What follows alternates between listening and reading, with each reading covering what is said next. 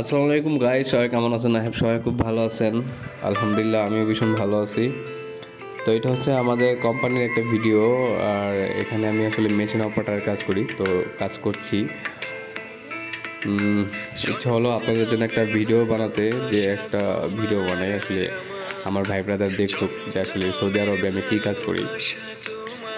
তো যাই হোক, আসলে এখানে কাজ করি আমি প্রায় 1 বছর হলো, কারণ এই রমজানে আমার 1 বছর শেষ হয়েছে। তো আলহামদুলিল্লাহ ভালো আছি, সবাই আমার জন্য দোয়া করবেন। আর ভিডিওটা আসলে আমি নিজে নিজে করতেছি, দেখুন আমার সাথে আরেকজন পার্টনার আছে, আমরা দুজন মিলে একসাথে কাজ করি। তাকে আসলে দেখছেন না, তবে নেক্সট টাইম আমি দেখাবো। নেক্সট টাইম না, এই ভিডিওতেই দেখাবো, কারণ আমার এক ভাই ব্রাদার আছে, উনি ভিডিও করবেন, বাট উনি একটু বিজি আছে, যে কারণে একটু লেট হচ্ছে।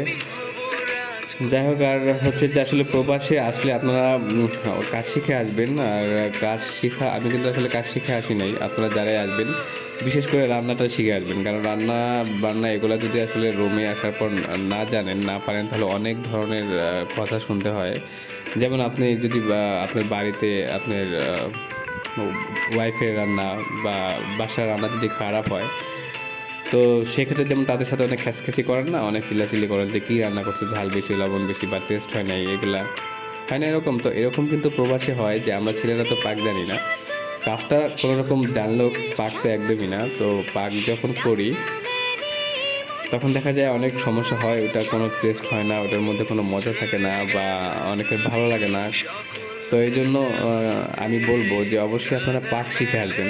বাংলাদেশ থেকে সৌদি আরবে যারা আসবেন, সৌদি আরবে না, আপনি যে কোনো কান্ট্রিতেই যান না কেন, কারণ আপনি যখন বিদেশি হবেন, আমার মনে হয় আপনার আসলে পাকের ব্যাপারে খুঁটিনাটি জানা উচিত।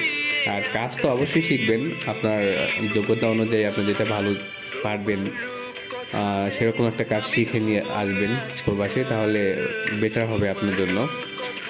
আর পাক তো অবশ্যই, আমি আবারও বারবার বলতেছি ভিডিওতে, যে অবশ্যই আপনারা পাক শিখে আসবেন, কারণ রোমে যখন অন্যদের সাথে মিশে থাকবেন, তখন কিন্তু পাক করতে হবে, মিলেমিশে পাক করতে হবে। তো সেক্ষেত্রে দেখা যায়, যখন আপনি একা একা আপনি নিজের দিন পড়বে, নিজের পাকের দিন পড়বে, ওই দিন পাকটা যদি আসলে মজা না হয়, তাহলে খুব কথা শুনতে হয়।